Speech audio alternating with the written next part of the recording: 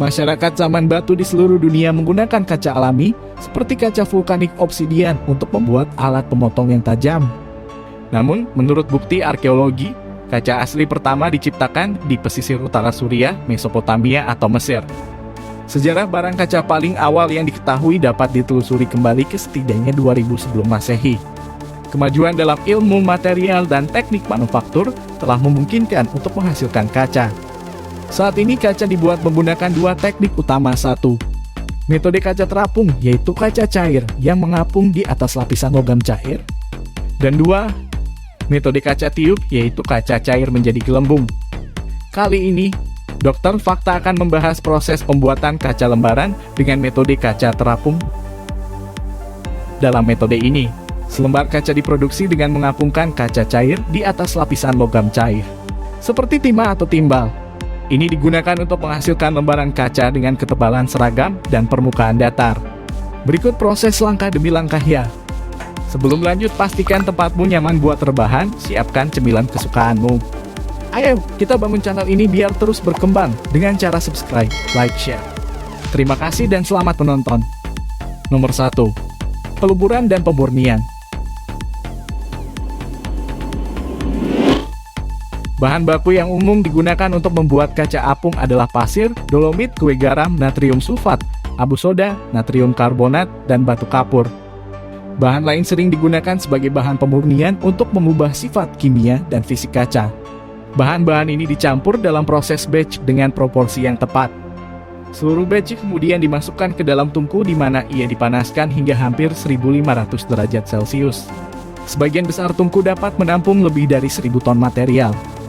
Ketika kaca meleleh, suhunya distabilkan ke 1200 derajat Celcius untuk memeriksa kerapatan relatif atau berat jenisnya. Nomor 2. Bak timah. Kaca yang meleleh dari tungku mengalir ke bak pelampung bak dari timah cair melalui bibir keramik yang disebut bibir cerat. Jumlah gelas yang dituangkan ke dalam kaleng dikendalikan oleh sebuah gerbang yang biasa dikenal dengan sebutan tuel. Timah adalah pilihan yang lebih disukai untuk proses ini karena timah kohesif dan tidak bercampur dengan kaca cair. Timah juga memiliki berat jenis yang tinggi, namun di udara teroksidasi membentuk timah dioksida yang menempel pada kaca. Untuk mencegah oksidasi ini, timah diolah dengan hidrogen dan nitrogen. Kaca mengalir di sepanjang wadah timah dan membentuk pita mengambang dengan ketebalan rata dan permukaan halus di kedua sisinya. Saat ini terjadi, suhu diturunkan secara perlahan hingga 600 derajat Celcius dan pita kaca ditarik dari bak dengan roll. Ketebalan produk yang keluar dapat dikontrol dengan mengubah kecepatan roller dan kecepatan aliran kaca. Biasanya, roll ditempatkan di atas timah cair untuk menyesuaikan ketebalan dan lebar pita kaca. Beberapa kaca dibuat reflektif. Dalam kasus seperti itu, lapisan lembut atau lapisan keras diaplikasikan pada permukaan pita yang didinginkan. Nomor 3. Proses penguatan. Begitu gelas keluar dari bak timah, gelas tersebut melewati oven loh, tungku pembakaran panjang dengan gradien suhu ujung ke ujung. Hal ini memungkinkan kaca menjadi kuat tanpa tekanan. Ini juga mencegah kaca retak karena perubahan suhu.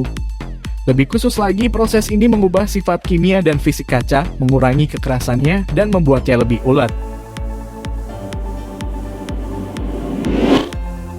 Nomor 4. Inspeksi.